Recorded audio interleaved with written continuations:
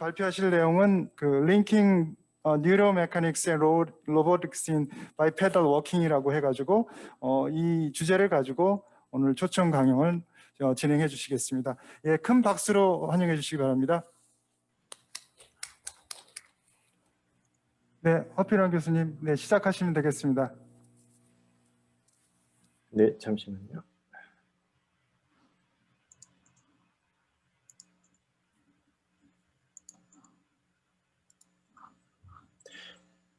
네, 지금 슬라이드가 보이나요? 네, 잘 보입니다. 네. 네, 감사합니다. 시간이 얼마나 되는 거죠? 총무이사님 어떻게 진행에 어느 정도 고려를 하면 될까요?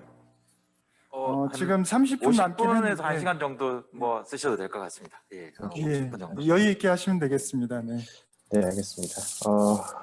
예, 저는 허필원이고요.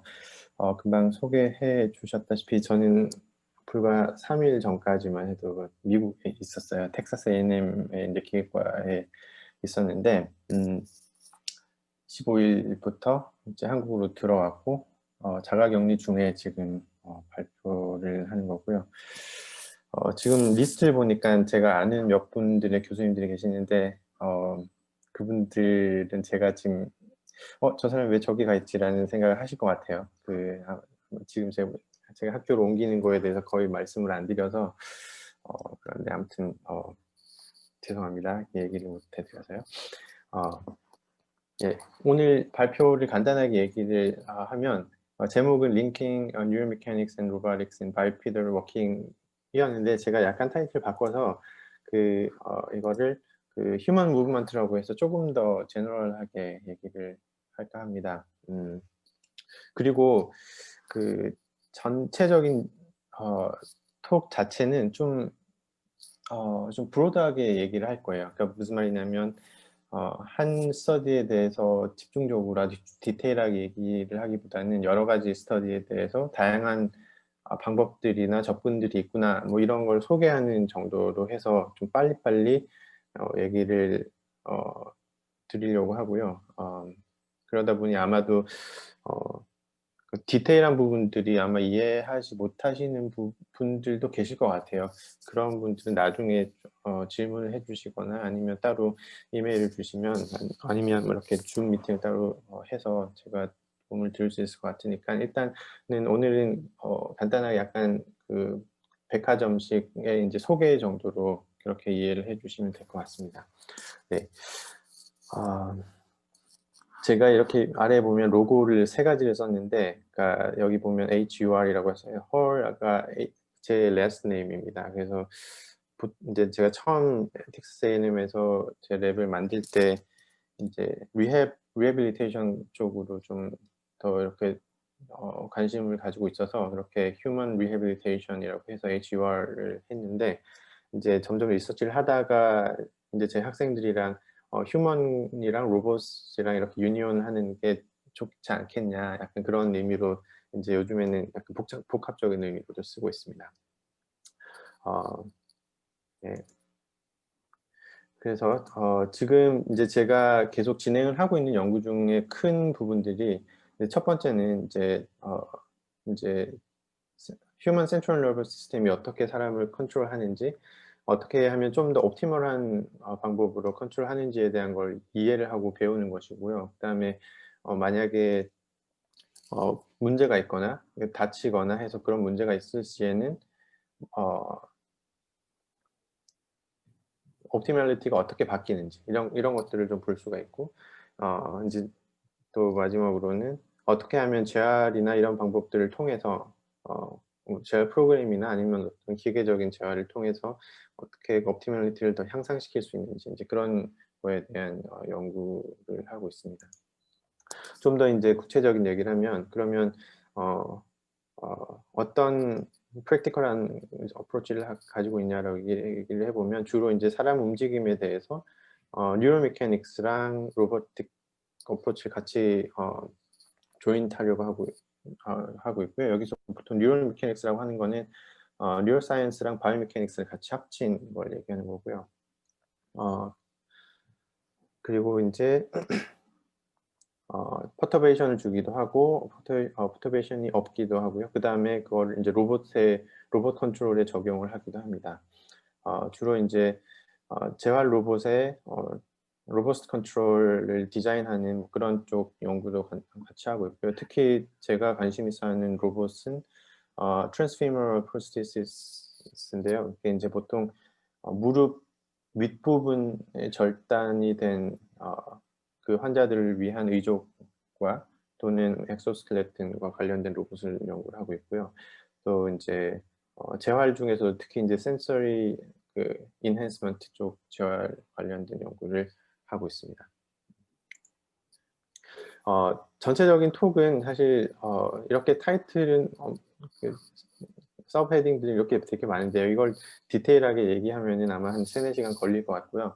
아마 빨리빨리 얘기를 할게요. 그래서 이제 첫 번째로 뉴로메케닉스, 휴먼 무브먼트에 대한 뉴로메케닉스에서 포스처럴 컨트롤, 자세 제어, 워킹, 그래스픽은 아마 스킵을 할 것 같고요.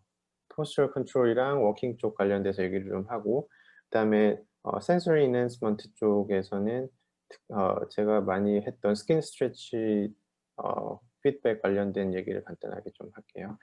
그다음에 재활 로봇과 관련해서는 이제 여기서는 이제 주로 이제 보행 로봇이 되는데 이제 바이피들 워킹과 관련된, 그래서 어떻게 하면 옵티멀한 트래젝토리를 생성해낼 수 있는지, 그리고 이제 프로스테틱스 의족을 컨트롤함에 있어서 필요한 여러 가지 팩터들이 있는데, 뭐 임피던스 컨트롤이라던가 아니면 뭐 다양한 이제 컨트롤 방법들, 그다음에 또 기계적으로 필요한 뭐 토의 스티프니스라던가 아니면 게이트 페이즈 에스티메이션 같은 부분들이 간단하게 얘기를 하겠습니다. 마지막으로 이제 진행 중인 연구랑 그다음에 향후 연구에 대한 얘기를 간단하게 할 거고요. 그다음에 이제 기계공학, 저는 이제 기계공학 엔지니어이기 때문에 기계공학 엔지니어, 특히 이제 제어 관련된 엔지니어를 하는 사람 입장에서는 보통 이제 여기 이 부분에서 센서리 인핸스먼트라고 하는 거는 저희가 보통 observability라는 얘기를 많이 하고요. 그러니까 약간 제어 이론 쪽에서는, 그다음에 로보틱스 쪽에서는 저희가 이제 컨트롤러빌리티를 좀 더 인핸스 한다라고 얘기를 많이 하고 있습니다. 네, 이제 자세 제어에 관련된 얘기를 좀 해보면, 뭐 이렇게 간단하게 스키매틱이 있죠. 이렇게 사람이 서 있고, 그 다음에 이제 저희가 알 수 있듯이 여러 가지 센서리 시스템이 있고요. 그 다음에 센트럴 너브 시스템이 있고, 머스큘러 스켈레털 시스템이 있죠. 그래서 이제 주로 저희가 이렇게 밸런스를 이렇게 서서 이렇게 자세 제어를 하게 되면 저희가 이제 이렇게 앞뒤로 움직이게 되겠죠. 죄송합니다. 예. 이렇게 앞뒤로 움직이게 되겠죠. 물론 가만히 서 있지만 그 앞뒤로 움직임이 미세하게 나올 텐데, 그걸 이제 보통 저희가 폴스 플레이스로 측정을 하면 뭐 이렇게 뭐 COP의 무브먼트들이 이렇게 랜덤한 패턴을 보이면서 저희가 뭔가를 얻어낼 수가 있겠죠. 이제 물론 이 COP를 여러 가지 이제 기법들을 통해서, 여러 가지 뭐 수치적인 방법들을 통해서 이 사람의 자세는 어떤 식으로 된다, 뭐 이렇게 얘기를 할 수 있겠지만, 거기서 이제 조금 더 디테일하게 저희가 볼 수 있어요. 보통 어떻게 보냐면 이제 그거를 뒤에서 설명을 할 텐데, COP가 이렇게 움직이잖아요. 근데 이렇게 랜덤하게 움직이는 것 같은 이 모습 속에서도 어떻게 보면 하나의 저희가 이제 스트럭처가 존재를 한다라고 얘기를 하거든요. 그러니까 무슨 말이냐면 랜덤한 것 같지만 사실은 어떤 패턴을 가지고 움직인다는 거죠. 그래서 그 패턴이 뭔지를 여러 가지 이제 수학적인 툴을 통해서 좀 알아내려고 많이 노력을 했고요. 그래서 몇 가지를 저희가 보여드리도록 하겠습니다. 또 이제 또 다른 것들 중에 하나는 이제 사람이 이렇게 서 있으면 저희가 이제 폴스를 이렇게 줘서 퍼터베이션을 줄 수 있겠죠. 그러면 이 사람이 이렇게 앞뒤 좌우로 이렇게 움직이게 될 텐데, 그랬을 때 저희가 이제 이 사람 자체를 하나의 큰 그 시스템으로 보면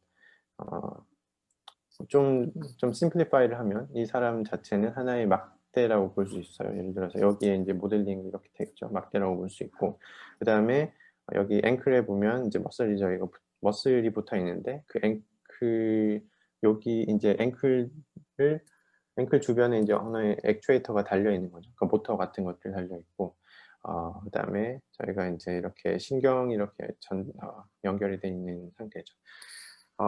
제어 이론의 입장에서 보면 이런 시스템을 이런 간단한 블록 다이어그램으로 모델링을 할 수가 있고, 이런 모델링된 이런 파라미터들을 찾아냄으로써 이 시스템이 어떤지를 저희가 대충 이해를 할 수가 있는 거죠. 뭐 예를 들어서 이렇게 어떤 랜덤한 퍼터베이션을 줘서 폴스를 줘서 이 파라미터들을 찾아내고, 이 파라미터들이 어떤 젊은 그룹에는, 예를 들어 여기에서 보듯이 젊은 그룹에는 뭐 이런 값들을 가지는데, 큰 값들을 가지는데, 노인 그룹에서는 그 값이 더 작은 값들을 가진다라던가, 아니면 저희가 이제 보통 뉴럴 타임 딜레이가 존재를 할 텐데, 그 타임 딜레이 값들이 젊은 사람들의 경우에는 좀 더 값이 적은데 노인들은 값이 더 크다던가, 그런 것들을 저희가 이제 시스템 아이덴티피케이션이라는 기법을 통해서 알아낼 수가 있게 되는 거죠. 또 다른 것들은 이제 또 나름대로 의미 있는 이제 파라미터들은 어떤 것들이 있냐면, 저희가 이렇게 힘을 뒤쪽 방향이나 앞쪽 방향으로 줬을 때 이 사람이 과연 그 주어진 퍼터베이션에 대해서 얼만큼 잘 반응을 하는지, 그거를 또 저희가 측정을 할 수 있는데, 쉽게 생각을 하면 저희가 폴스가 인풋으로 들어왔다고 보고, 여기에서요. 그다음에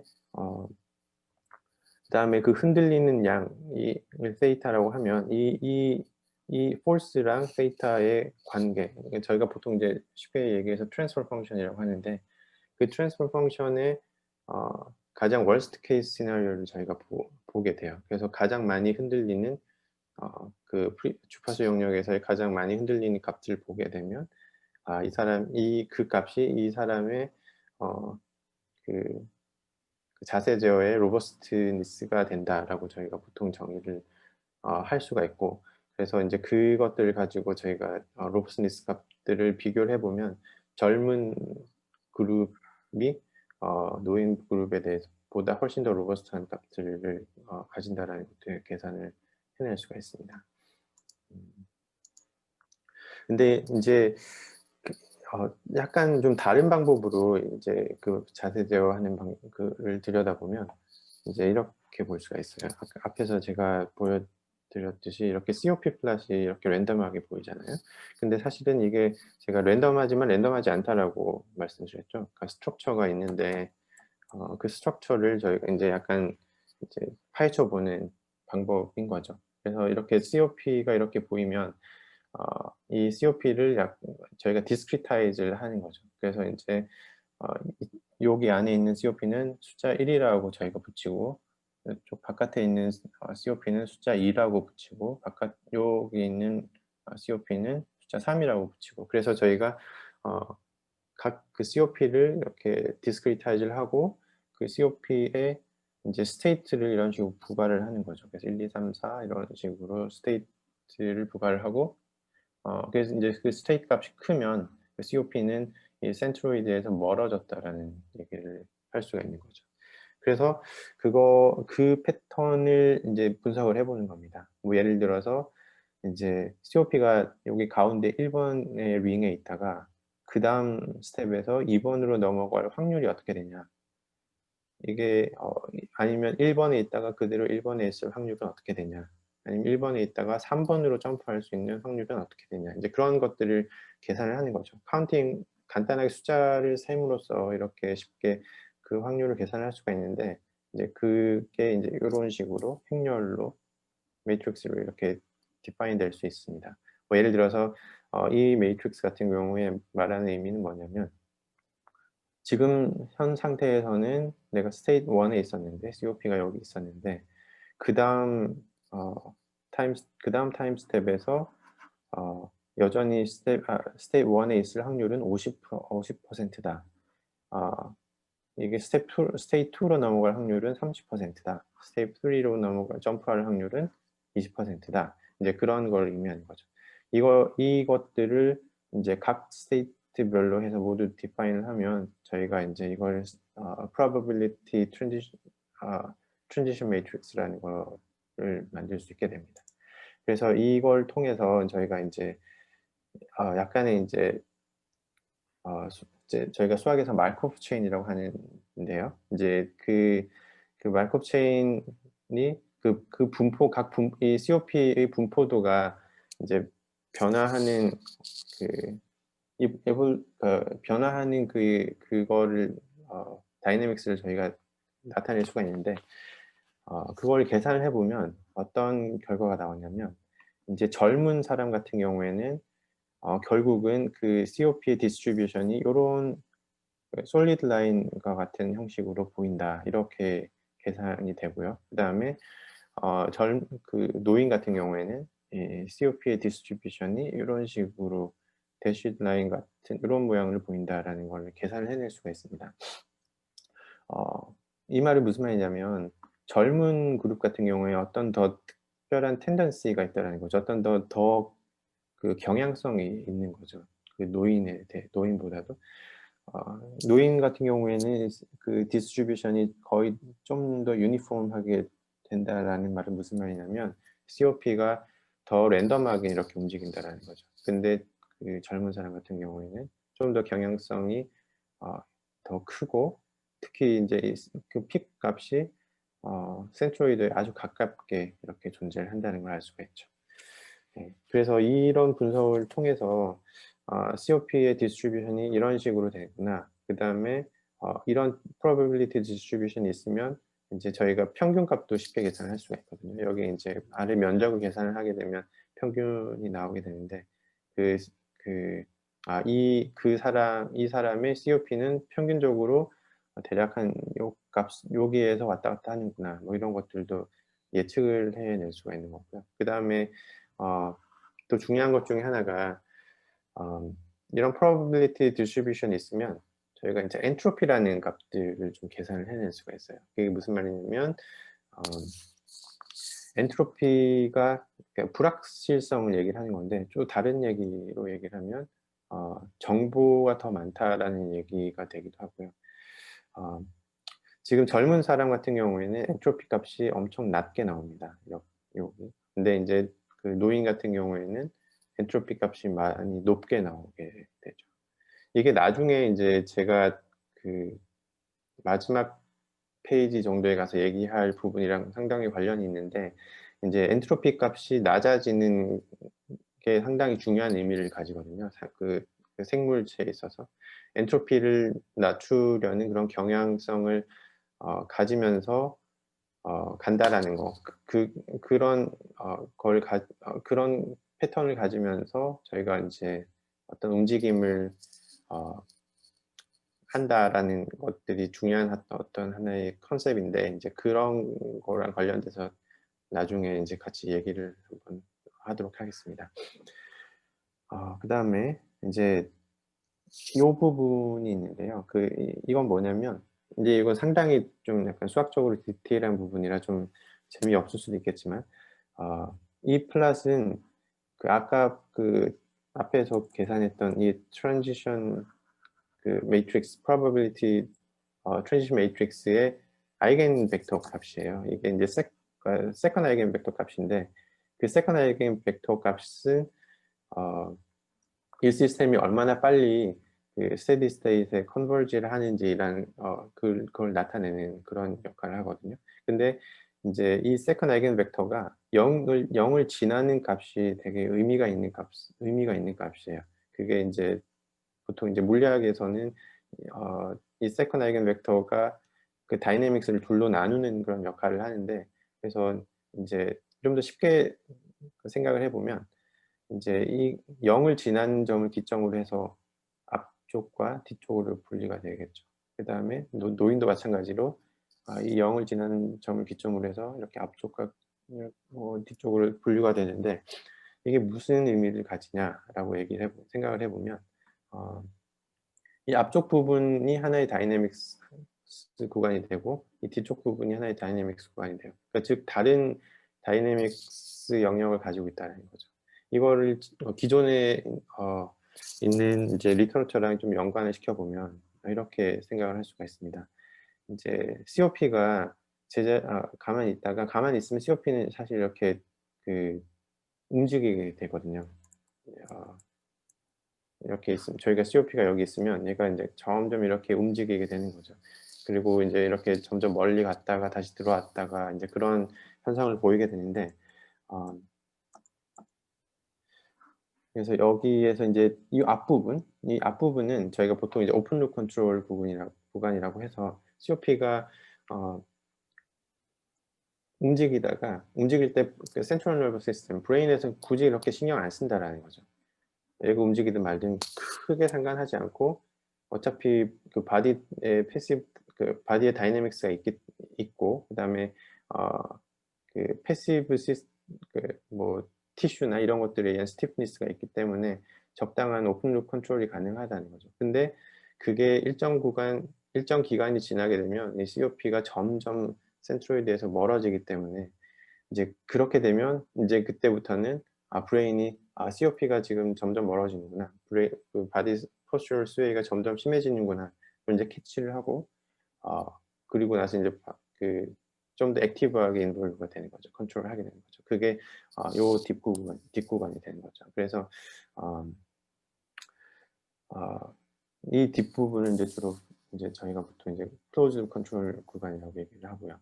그래서 이런 분석을 통해서 저희가 오픈 룹과 클로즈 룹 컨트롤 구간을 이렇게 나눌 수도 있습니다. 재밌는 거는 젊은 이들 같은 경우에는 이렇게 오픈 룹 컨트롤 이 크리티컬 포인트라고 하는 이 부분이 상당히 짧아요. 즉 COP가 조금만이라도 벗어나게 되면 노인의 그룹에 보다도 훨씬 더 빨리 액티브하게 컨트롤하는 그런 경향을 보인다는 걸 저희가 알 수가 있습니다.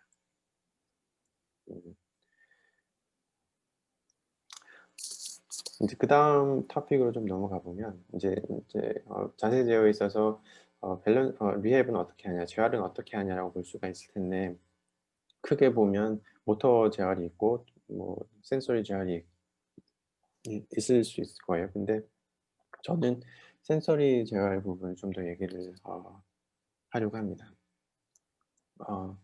간단하게 이제 실험을 해보면 이미 많은 이제 연구자들께서 아실 텐데 아주 단순하지만 아주 직관적인 테스트를 할 수가 있어요. 저희가 가만히 서 있다고 하더라도 사실은 서 있는 게 아니라 그 몸은 사실 앞뒤로 조금씩 움직이잖아요. 문제는 우리가 그걸 못 느낄 뿐인 거죠. 근데 그걸 우리가 느끼게 할 수가 있어요.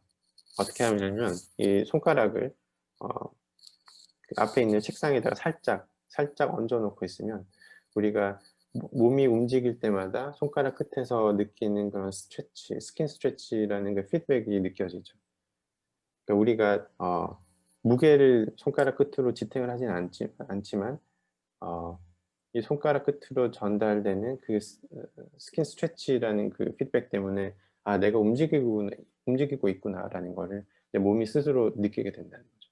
그래서 그것만으로도 이제 사람 스스로 그 밸런스 자세 제어를 하는 데 있어서 훨씬 더 효율적이 된다는 거죠. 즉 다른 말로 하면 좀 더 테크니컬한 용어로는 이제 저희가 observability가 더 향상이 된다라고 얘기를 할 수가 있죠. 그래서 이제 저희가 그 아이디어를 이제 좀 흉내를 내봤습니다. 무슨 말이냐면 그 손가락을 테이블에 대는 것 같은 그런 느낌을 이제 이런 약간 그 인위적으로 저희가 줘보는 거죠. 실제로는 손가락으로 테이블을 터치를 하진 않지만 그런 비슷한 효과를 주는 디바이스를 만들어서 손가락 끝에 이런 디바이스를 만들고 사람이 이렇게 앞으로 스웨이를 하게 되면 이 컨택터가 시계 방향으로 이렇게 돌게 돼서 마치 손가락 끝에 스킨 스트레치가 느껴지는 그런 효과를 낸 거죠. 또 마찬가지로 이렇게 몸이 뒤로 이렇게 가게 되면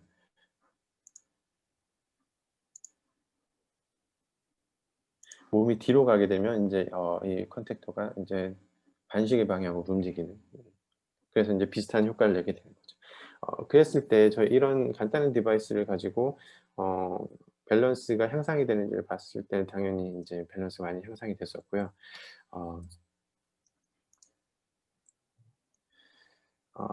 또 다른 거는 이제 운전 재활 같은 것도 저희가 한 적이 있는데 마찬가지 똑같은 아이디어였어요. 이제 가상 이런 현실 구간 환경에서 이제 이렇게 사람이 휠체어에 앉아 있고 이제 조이스틱으로 이렇게 조절을 하는 겁니다. 조이스틱으로 이 가상 공간에서 얼마만큼 안전하게 그다음에 효율적으로 단시간 내에 목적지에 도달할 수 있는지를 저희가 점수화를 했고 그리고 이제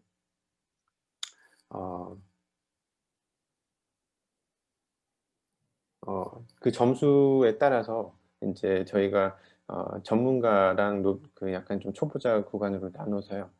그리고 이제 전문가가 가지는 그런 이제 어떤 운동 패턴, 이런 그 제어 패턴을 저희가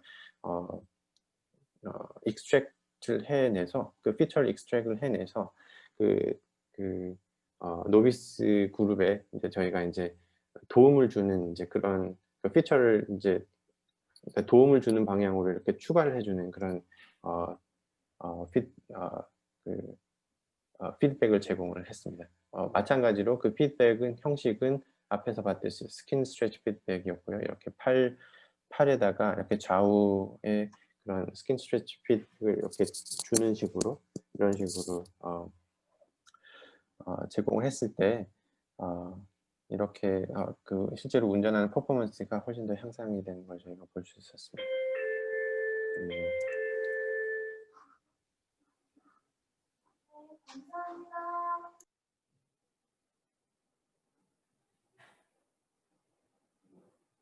네, 여기 지금 자가격리 중인데 누가 왔네요.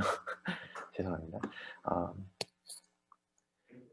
그 다음 얘기를 계속을 해볼게요. 이제 좀 워킹이랑 슬리핑에 관련된 얘기를 좀 해볼 건데요. 워킹은 제가 뭐 잘 알듯이 걷는 거고, 슬리핑은 이제 걷다가 미끄러지는 얘기인 거죠.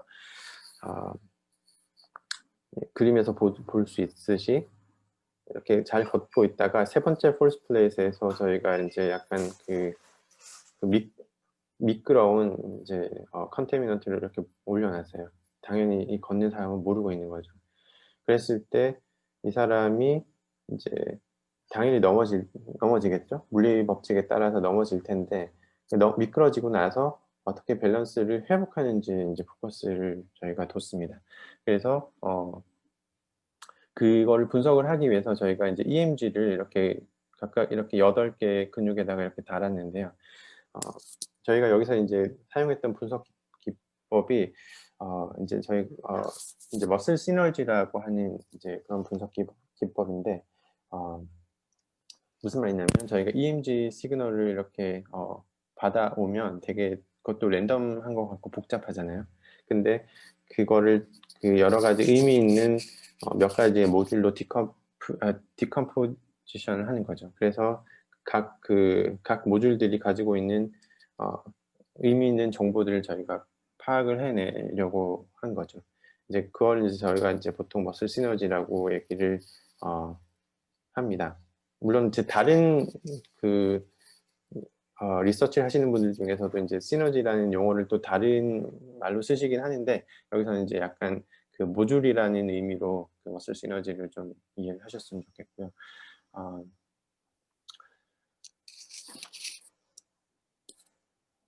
이제 시너지라는 머슬 시너지 또는 머슬 모듈이라는 개념 자체가 어떻게 보면 되게 재밌고 또 되게 유용할 수가 있는데 그 이유가 뭐냐면 한 가지 예를 들어보면요. 저희가 인덱스 핑거가 있잖아요. 인덱스 핑거를 컨트롤하기 위해서 사실 7개의 근육이 필요하거든요. 근데 실제로 인덱스 핑거가 가지고 있는 움직임은 자유도는 4개밖에 없잖아요. 그래서 이제 훨씬 더 많은 그 머슬의 컨비네이션을 이용해야만 우리가 정밀한 정밀한 제어를 할 수가 있는데 이제 너무 복잡하다는 거죠. 그걸 그 브레인이 모든 걸 다 컨트롤한다는 것 자체가 너무 복잡하기 때문에 그거 말고 저희가 간단하게 가지고 있는 머슬 모듈이 있으면 그 모듈만 컨트롤을 하면 우리가 복잡한 움직임들도 그 정밀하게 제어를 할 수가 있을 거다라는 거죠. 그게 머슬 시너지 또는 머슬 모듈의 유용성이고요.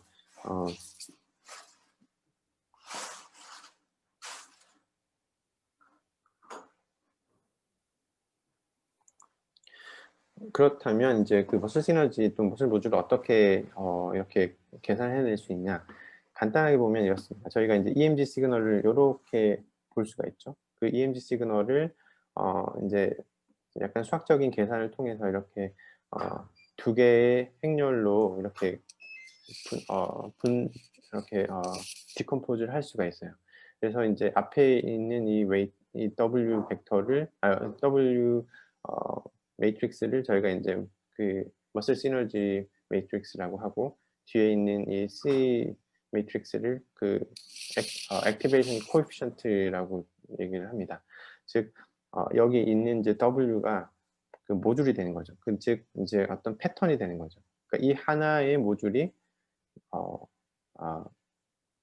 하나의 그 운동 패턴이 그 머슬 그 패턴이 되고 또 밑에 있는 이 두 번째는 또 다른 또 패턴이 되는 것들이죠. 그래서 이 여러 가지 패턴들이 적절하게 섞임으로 해서 복잡한 그런 움직임들이 만들어질 수 있다는 거죠. 여기서 뒤에 있는 C라는 거는 이제 그 각 모듈들이 시간에 따라서 어떤 식으로 얼마만큼 액티베이션의 값으로 바뀌는지, 예를 들어서 0과 1 사이에서 이렇게 계속 이렇게 바뀔 수 있는 거죠.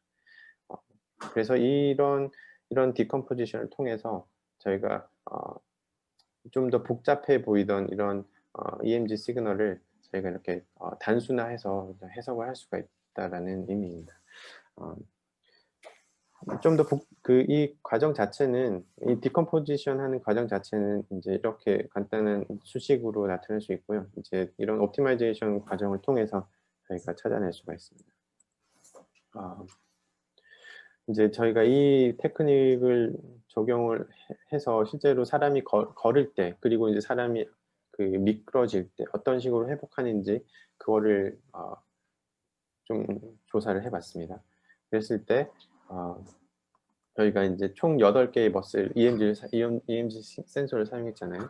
그 중에서 총 이제 4가지 시너지를 저희가 집중적으로 봤는데 그 이유는 이제 그 4가지 시너지가 전체 베리어빌리티의 95%를 다 설명을 했기 때문에 그 4가지를 보는 게 의미 있다라고 생각을 하고 그래서 4가지 시너지만 모듈만 봤고요. 그랬을 때 여기 그림에서 보듯이 저희가 모듈 1, 모듈 2, 그 다음에 모듈 1 슬리핑일 때 모듈 1, 그 다음에 노멀 워킹일 때 모듈 1, 그 다음에 슬리핑일 때 모듈 2, 노멀 워킹일 때 모듈 2 이렇게 되고요. 또 이제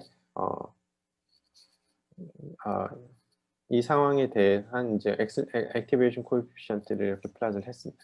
재밌는 건 저희가 이렇게 플랫을 보면 알 수 있듯이 그 액티베이션 코에피션트가 상당히 비슷해요. 이 두 가지랑 여기 두 가지가 이 두 가지는 무슨 말이 뭐냐면 워킹일 때, 그 다음에 슬리핑일 때, 그 다음에 모듈 1에서의 워킹일 때, 슬리핑일 때의 액티베이션 코에피션트고요. 그 다음에 밑에 빨간색이랑 오렌지색은 그 모듈 2에 대한 워킹과 슬리핑일 때 액티베이션 레벨 코에피션트를 인 거죠.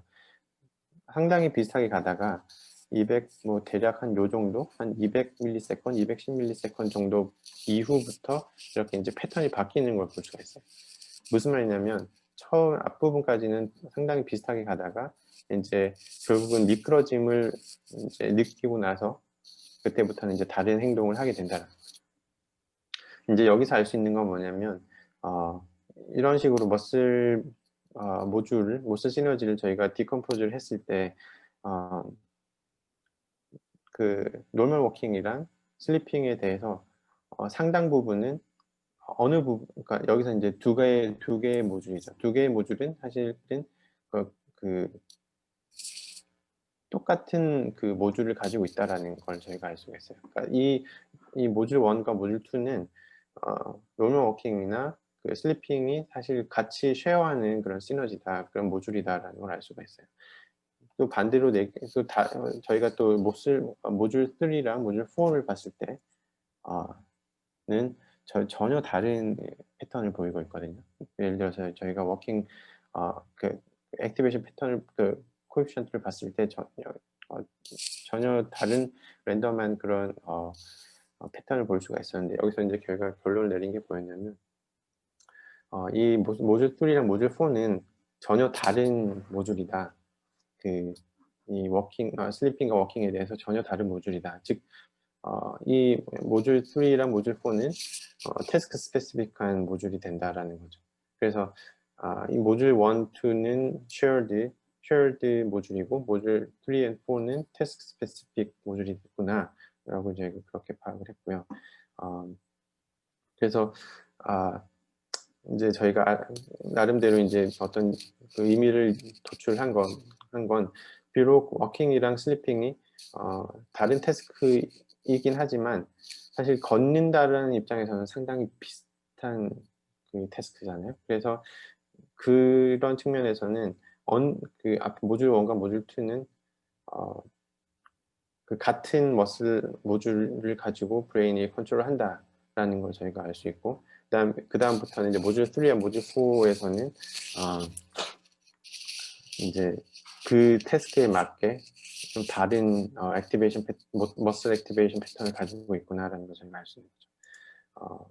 이제 이 똑같은 이제 방법을 그 머슬 시너지 테크닉을 이제 좀 다른 데이터셋에 저희가 적용을 해봤습니다. 어떤 데이터셋이냐면 이제 저희가 시비어 슬리퍼랑 마일드 슬리퍼랑 이렇게 구분을 해봤어요. 그러니까 저희가 사람들을 미끄러지게 만든 다음에 잘 회복하는 사람, 그 다음에 잘 회복하지 못하는 사람으로 나눴죠. 그러니까 잘 회복하는 사람을 저희가 이제 마일드 슬리퍼라고 얘기를 하고, 잘 회복하지 못하는 사람을 시비어 슬리퍼라고 저희가 이제 구분을 했는데, 이 두 그룹으로 나누었을 때 머슬 시너지가 어떻게 바뀌는지를 저희가 봤는데요. 지금 따로 플랫을 준비하지 않았고 지금 여기 제가 이제 결론만 이렇게 써놨는데, 시비어 슬리퍼 같은 경우에는 그 미디얼 햄스트링이랑 렉티스 페모러스가 액티베이션 레벨이 훨씬 더 작았었고, 그 다음에 티비얼리스 엔테리어 머슬 액티베이션 훨씬 더 많았다라는 걸 알 수가 있어요. 물론 이 머슬 패턴 액티베이션 레벨을 저희가 구체적으로 뜯어보면 정확하게 다른 두 그룹에서 다른 이제 어떤 행동이 정확하게 나오는 걸 다 알 수가 있는데요. 일단 그거는 스킵을 하겠습니다. 또 재밌는 건 뭐냐면 실제로 이제 노멀 워킹이랑 슬리핑에서의 패턴은 뭐 당연히 명확하게 저희가 차이를 볼 수가 있죠.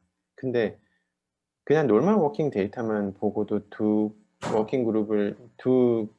그룹을 나눌 수가 있냐라는 거에 좀 관심을 가지고 봤거든요. 지금 무슨 말이냐면 저희가 넘어뜨리지 않았어요. 미끄러지게 하지 않았고 그냥 노멀 워킹 데이터만 저희가 봤고요. 그렇다면은 사실 워킹 패턴이 거의 비슷하게 나오거든요. 키네매틱 데이터는 상당히 비슷하게 나오는데 이제 그걸 저희가 EMG 데이터, 특히 이제 머슬 시너지, EMG만 봐도 사실 어려운데 저희가 이제 머슬 시너지를 이렇게 분석을 해서 봤더니 요 앞에 그 시비어 슬리퍼랑 마일 슬리퍼 데이터에서 본 것과 아주 비슷한 결과가 나오더라고요. 그래서 저희가 그냥 노멀 워킹 데이터만 봐도 이 사람이 미끄러졌을 때 잘 회복할 수 있는 사람이구나, 잘 회복하지 못하는 사람이구나라는 걸 저희가 판단을 할 수가 있었고, 그래서 이 머슬 시너지 분석 기법이 상당히 의미가 있는 그런 방법이 될 수 있구나라는 걸 제가 알 수 있었습니다.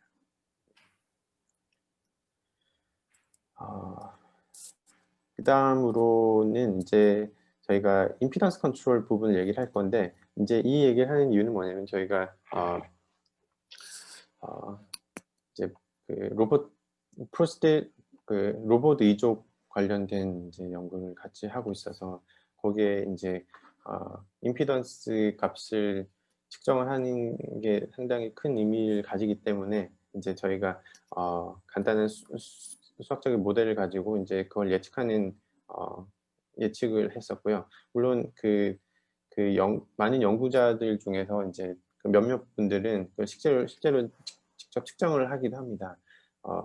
뭐 퍼터베이션 방법을 써서 이제 그 임피던스 값을 스티프니스랑 댐핑 값을 측정을 해서 그 값을 사용을 할 수 있으면 가장 좋죠. 근데 이제 이 실험을 항상 할 수 있는 게 아니고 이제 여러 가지 그 시나리오에 따라서 측정할 수 있고 측정하기 힘든 부분들도 있고요. 특히 이제 워킹 스피드나 아니면 뭐 슬롭 앵글이나 뭐 상황에 따라서 이 값들을 측정하기 힘들기 때문에 이제 저희는 간단하게 좀 액큐러시가 좀 더 떨어질 수 있을지라도 이제 저희가 이런 수학적인 이런 모델을 가지고 이제 데이터 피팅을 통해서 이런 임피던스 값들을 계산을 해내서 그 값들을 쓰고 있는데 결론적으로 얘기하면 로봇 컨트롤 하는 데 있어서는 아주 잘 잘 맞고 잘 사용 아주 좋은 결과를 보여주고 있다라는 걸 얘기를 할 수 있고요.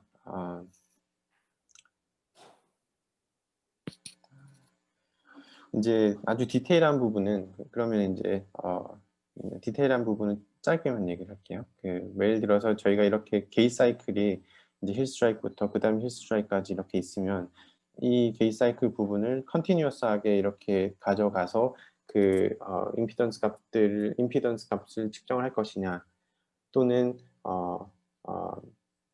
저희가 이제 이퀄리브리엄 앵글이라는 게 존재를 하는데 이 이퀄리브리엄 앵글도 컨티뉴어스하게 가져갈 것이냐 아니면 컨스턴트하게 가져갈 것이냐 이제 그런 여러 가지 이제 디테일한 부분들이 좀 존재를 하고요. 저희 연구실에서 이제 저희 학생들이랑 여러 가지 이제 시도를 해보고 이걸 이렇게 잘라보고 의미 있는 구간을 찾아서 잘라보기도 하고 그다음에 컨티뉴어스하게 모델링을 해보기도 해서 사실 결과를 많이 냈고 이제 저희가 이제 로보틱스 학회에다가 많이 발표를 하기도 했었습니다. 그러니까 지금 오늘은 그 결과를 다 보여드리기는 힘들 것 같고 저희가 간단한 아이디어는 이거예요. 저희가 이제 조인 토크를 실험에서 얻어낼 수가 있죠. 이제 조인 토크가 뭐 저희가 보통 쓰는 인버스 다이내믹스나 그런 기법을 통해서 그 조인 토크를 가지고 오고 그 다음에 이제 저희가 가지고 있는 키네매틱 데이터를 키네매틱 데이터랑 그걸 가지고 저희가 피팅을 하는 거죠. 그러니까 이게 true 값이고 오른쪽에 있는 값이 에스티메이션 된 값인데 이 두 사이의 에러를 미니마이즈 하는 뭐 그런 방식으로 해서 이런 임피던스 값들을 찾아내는 거죠. 대신에 이제 앞에서 말씀드렸듯이 이걸 구간을 이렇게 나누느냐 아니면 컨티뉴어스하게 가져가냐 그 다음에 스무드니스 값을 어떤 식으로 주느냐 아니면 여기 힐 스트라이크와 힐 스트라이크 사이의 컨티뉴어티를 어떻게 주느냐 뭐 그런 여러 가지 기법에 따라서 이제 결과가 다르게 나오는데요. 이런 식으로 해서 임피던스 값들을 잘 어느 정도 측정을 할 수 있었습니다. 일단 디테일한 거는 생략을 하고 넘어가도록 하겠습니다. 그다음에 이제 여러 가지 튜닝 하는 이제 방법들을 좀 제안을 했고요. 뭐 예를 들어서 저희가 이제 스티프니스랑 댐핑 값들을 이런 식으로 얻어내면 이제 단순히 이거를 저희가 실제로 로봇 의족이라든가 이런 데 바로 쓰기는 사실 좀 어렵잖아요. 그래서 이제 이것들을 좀 쓰기 편하게 저희가 이제 어떤 프린시플 컴포넌트 같은 그런 이제 모듈들을 찾아내는 거죠. 그래서 이제 큰 의미 있는 모듈들 한 2가지 정도를 찾아내고, 그 다음에 그 모듈들에 대해서 이제 그런 웨이팅 값들을 이제 뭐 저희가 얻어낼 수 있는 거죠. 예를 들어서 슬롭드 워킹이다. 저희가 이제 언덕이나 다운 슬롭이나 업 슬롭을 걷는다. 그때마다 필요한 저희 임피던스 값이 다르잖아요. 그랬을 때 그 슬롭에 맞는 웨이팅들을 저희가 어떤 약간 슬롭의 펑션으로 저희가 찾아낼 수 있고, 그래서 이제 그 슬롯만 알면 그 웨이팅 값은 저희가 쉽게 얻어낼 수 있기 때문에, 그러면 임피던스 값은 이제 그런 식으로 저희가 역으로 유출을 해낼 수 있는 거죠. 여기 보면 이제 저희가 가지고 있는 의족이고요. 이거는 그냥 하나의 example입니다.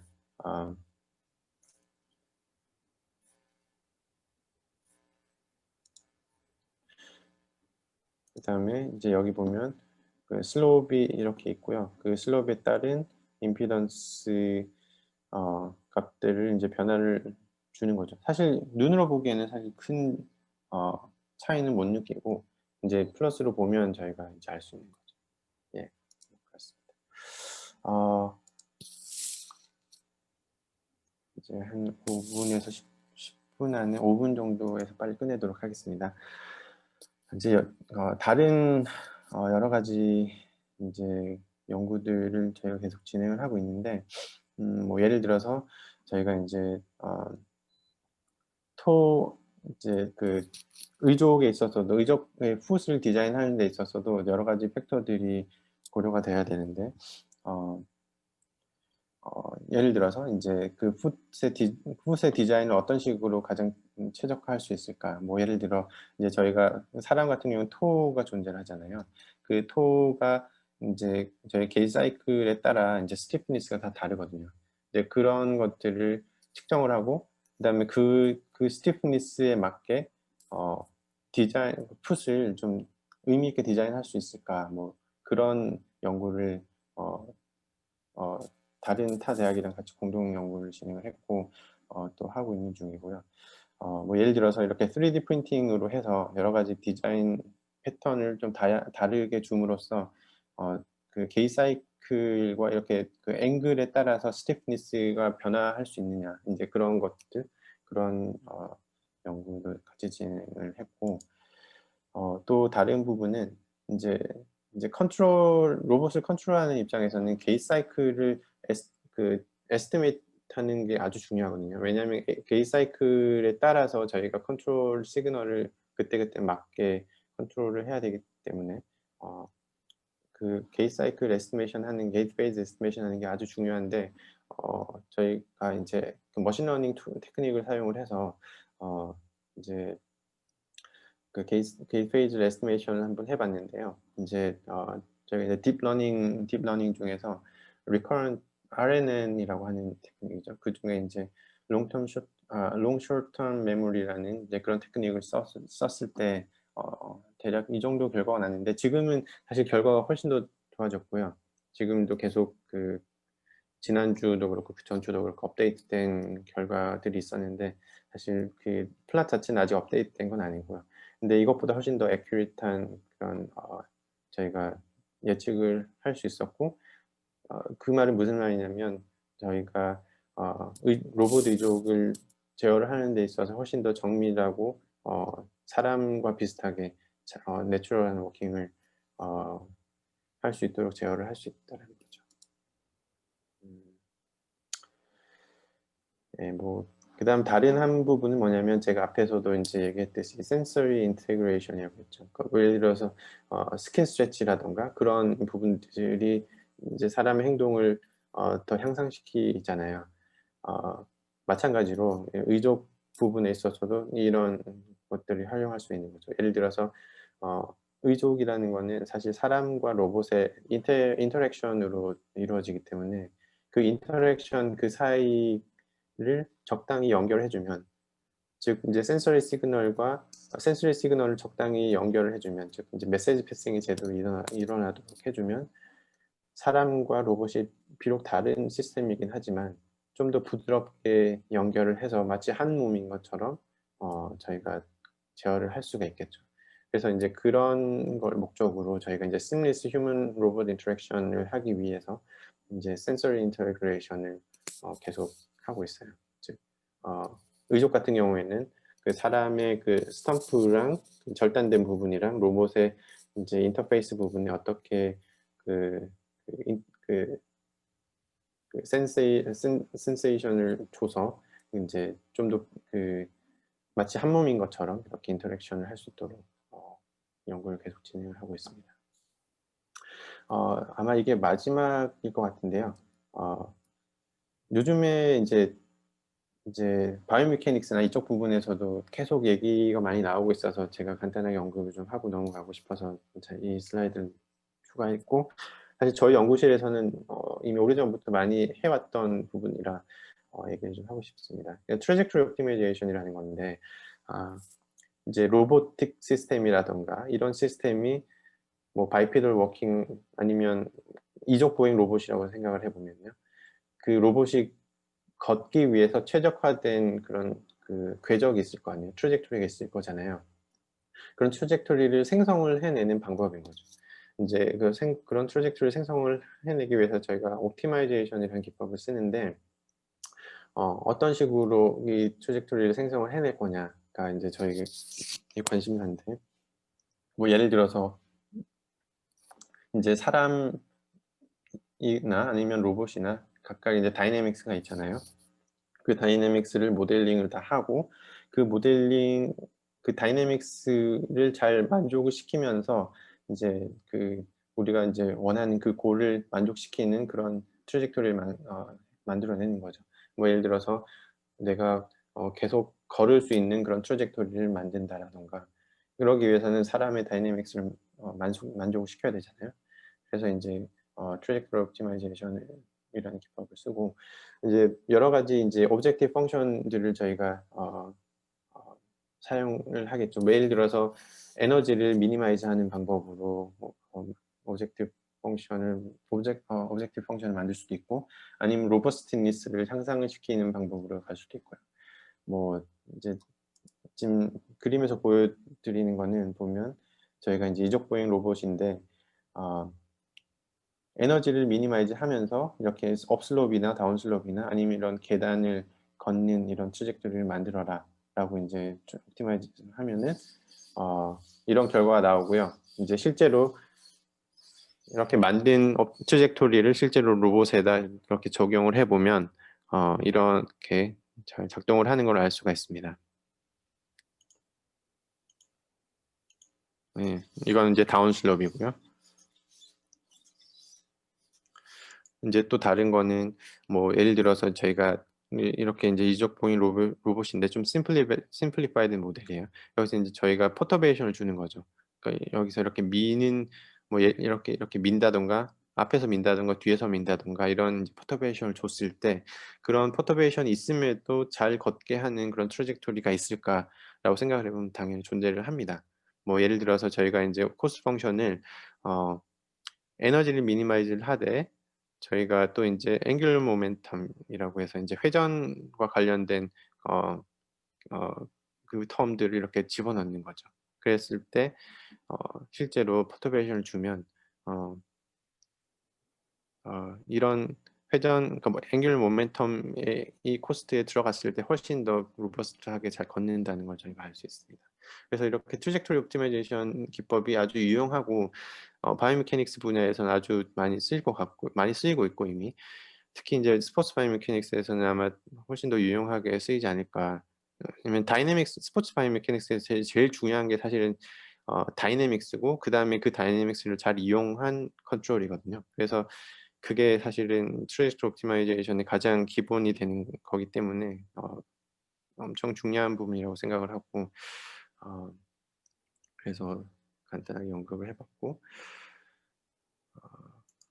네, 그렇습니다.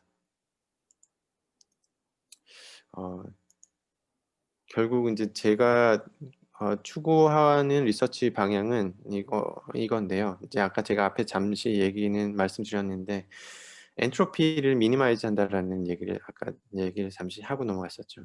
이제 그거를 이제 뉴로사이언스에서 프리 에너지 프린시플이라는 그런 그 프린시플이 존재를 하는데 이제 그게 뭐냐면 사람이 어떤 행동을 할 때 이 프리 에너지 프린시플을 따른다라는 거죠. 물론 이건 하나의 의견이고 다른 의견도 존재를 합니다. 이제 근데 이 프리 에너지 프린시플에서 얘기를 하는 그 방법은 뭐냐면 사람이 행동을 할 때 또는 어떤 그 저희가 이제 어떤 센세이션 어떤 걸 그 디텍션을 할 때 어떤 식으로 하냐면 엔트로피를 미니마이즈 하는 방법으로 행동을 하고 엔트로피를 미니마이즈 하는 방법으로 방향으로 저희가 이제 그 센스를 한다는 거죠. 무슨 말이냐면 이제 좀 더 직관적으로 얘기를 하면 우리 사람이라는 것은 그러니까 사람들은 이제 우리가 알고 있는 행동의 패턴들이 있고 뭐 예를 들어서 그러니까 걷는다라면 그 걷는 거에 대한 이미 날리지가 존재를 하는 거잖아요. 근데 보통 그 날리지를 저희가 프라이어라고 하는데 이제 그 날리지에서 벗어나는 행동을 하게 되면 이거는 이제 잘못된 거라는 거죠. 그래서 이제 에러가 발생을 하게 되고 그 에러라는 거는 우리가 원하지 않는 행동이기 때문에 그거를 최소화하는 방향으로 우리가 이제 행동을 한다는 거죠. 되게 단순한 아이디어인데 그 방향대로 가다 보면 엔트로피가 최소화되는 방향이 되고요. 그건 이제 수학적으로 증명을 할 수가 있습니다. 그래서 이제 최근에 2019년 논문에 이제 저희가 실제로 사람이 밸런스를 하는 데 있어서 과연 이 아이디어가 적용이 될 것인가라고 저희가 이제 실험을 해봤고 연구를 해봤었는데 그런 거 잘 되더라고요. 그래서 이제 이게 맞겠구나. 일단은 저희가 이제 이 아이디어를 가지고 계속 진행을 하고 있고 이제 이거를 워킹 관련해서도 적용을 하고 특히 이제 휴먼 로봇 인터랙션과 관련해서도 적용을 지금 계속 해보고 있는 상태입니다. 지금 무슨 말이냐면 저희가 컨트롤러를 만들 때 전체 시스템의 엔트로피가 최소화되는 방향으로 저희가 컨트롤러를 디자인하는 방향으로 지금 진행을 하고 있는 겁니다.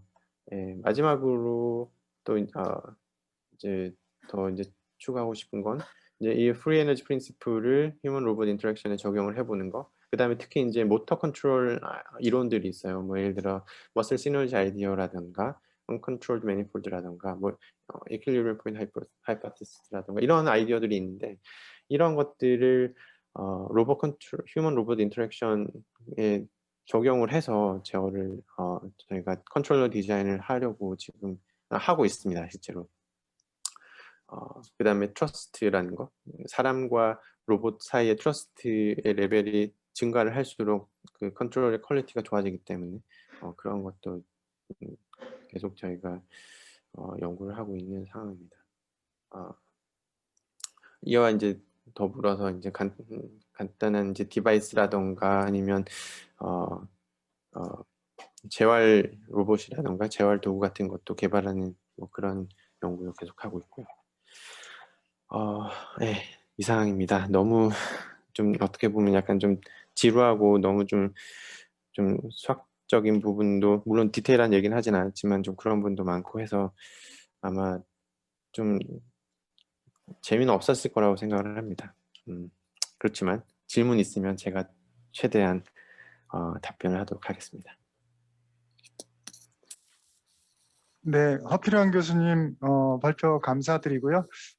저희 질문을 받도록 하겠습니다. 또 궁금한 내용들이 있으실 것 같은데요. 질문해 주시죠.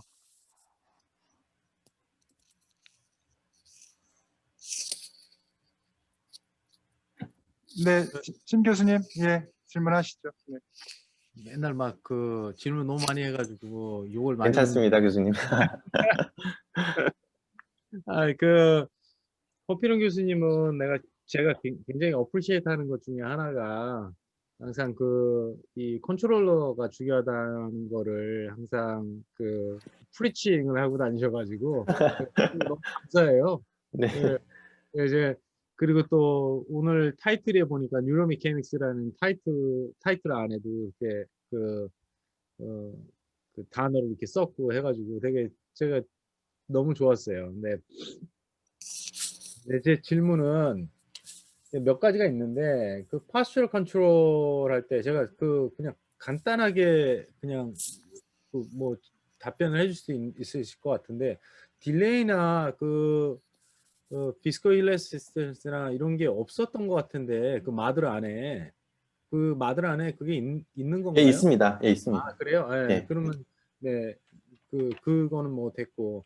그러면 사실 센터는 우리 이제 뉴로메카닉스 뭐 모터 뉴로사이언스 또는 뭐 바이오메카닉스가 어떻게 메카니컬 프로퍼티스가 어떻게 이제 그 컨트롤러에서 컨트롤 되는지를 보는 사람들한테 가장 중요한 그 질문 중에 하나는 이게 뭐가 컨트롤 되는지의 문제잖아요. 근데 네. 이제 지금 제가 보니까 그 디펜던트 베리어블들이 COP하고 뭐 예를 들어서 뭐 머슬 그 액티베이션하고 뭐 이런 것들이면 그러면 이제 뭐 예전에 뭐 저도 마찬가지지만 휴링스 잭슨이 얘기했던 게 central nervous system doesn't know anything about the muscles, but it knows just the movements 이랬거든요. 그래서 그게 적절한 컨트롤 베리어블인지 그게 이제 첫 번째 질문이고 그리고 이제 아까 이제 엔트로피 얘기를 하셨는데 엔트로피의 미니마이제이션 아이디어가 굉장히 좀 패스네이팅 하긴 한데 근데 이게 엔트로피가 사실은 이게 인간의 무브먼이라는 게 여러 가지 조인트들이나 여러 가지 머슬들이나 같이 작동을 하는 리던던한 시스템 안에서 오히려 엔트로피 그 자체보다는 여러 가지 조인트들이나 아니면 머슬들이 갖는 뮤추얼 인포메이션 그러니까 이제 엔트로피에서 조인 엔트로피 뺀 그게 더 중요하지 않을까 이런 생각이 드는데 어떻게 생각하세요?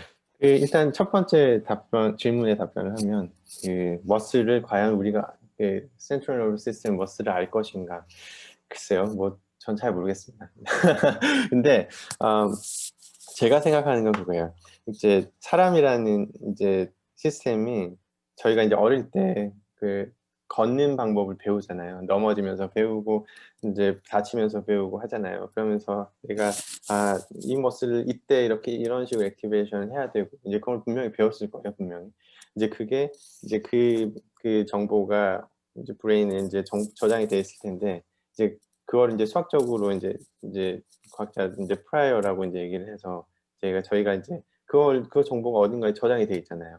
그래서 브레인 같은 경우에 저희가 이제 머슬 액티베이션 레벨을 저희가 굳이 그거를 측정을 해야 되냐 아니면 그걸 알아야 되냐 글쎄요 그거는 어떻게 보면은 항상 논란이 있을 수 있는 답일 것 같아요. 근데 그러니까 지금 제가 보는 시스템에서는 제가 일단 이해한다고 할 수도 있고 아니면 뭐 이게 사실이 아니더라도 그냥 제가 그냥 고집으로 이렇게 밀고 갈 수 있는 그런 모델링 테크닉에서 보면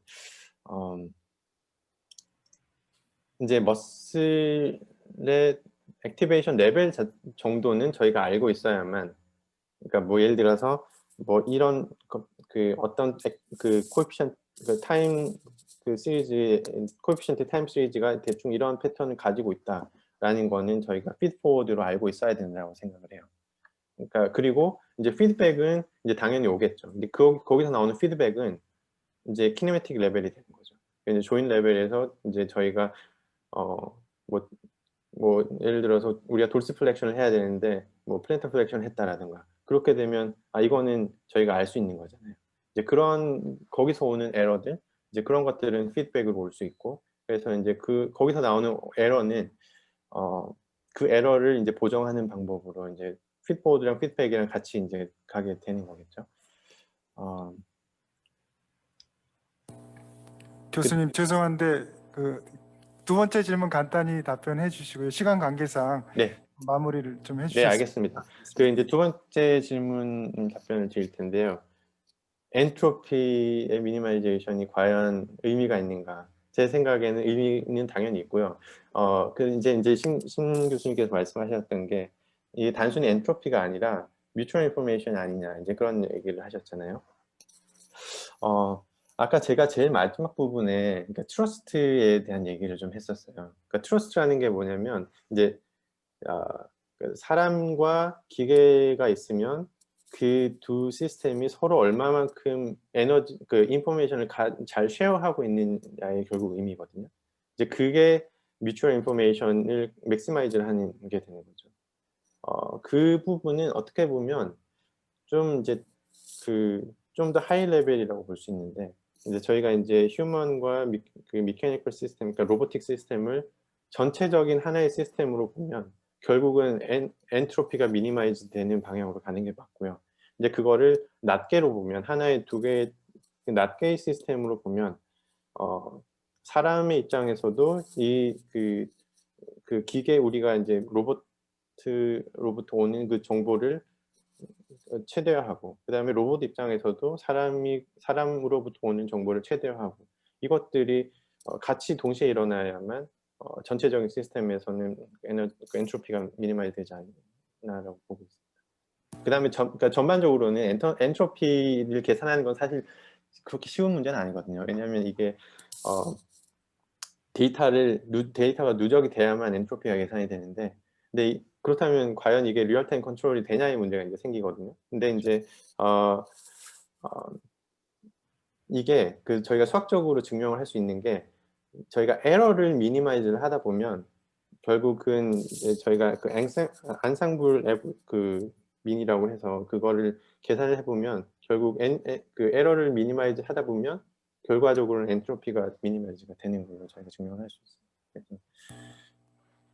이게 이제 머슬들 여러 개나 조인트 여러 개가 이제 같이 동작을 했을 때 그 인디비주얼 머슬들의 그 엔트로피가 미니마이즈 되는 것도 중요한데 그 조인 엔트로피가 맥시마이즈 되는 것도 중요하잖아요. 그래야만 이게 그 전체적으로 이제 그 머슬 그 안에 이제 뭐 시너지라고 하면 시너지. 맞아요. 교수님 말씀하신 게 100% 맞아요. 그게 결국은 이게 서로 서로 자기 멋대로 움직이면 안 되잖아요. 근육들이 서로 이렇게 코오디네이션 돼서 움직여야 되는데 그거는 이제 저희가 프라이어 그 날리지에서 이미 다 가지고 있는 부분이에요. 그 정보들은 이미 저희가 습득을 한 부분이기 때문에 그게 가능한 거죠. 네, 감사합니다. 그 질의응답은 여기까지 듣도록 하고요. 그 허필원 교수님 지금 자가격리 중이시고 네. 뭐 불편하신 애로사항이 있으신데도 이렇게 좋은 발표 이렇게 주셔가지고 사실 저희가 관심이 많고요. 저희 대학원생들이나 교수님들 또 하고 싶은 그런 연구 분야일 수도 있어서 차후에 기회가 된다면은 또 교수님 말씀 듣고 또 같이 연구할 수 있는 그런 기회도 있었으면 좋겠다 하는 바람입니다. 네. 네, 우리 허필원 교수님 그 발표 또 감사드리는 의미에서 큰 박수 부탁드리겠습니다.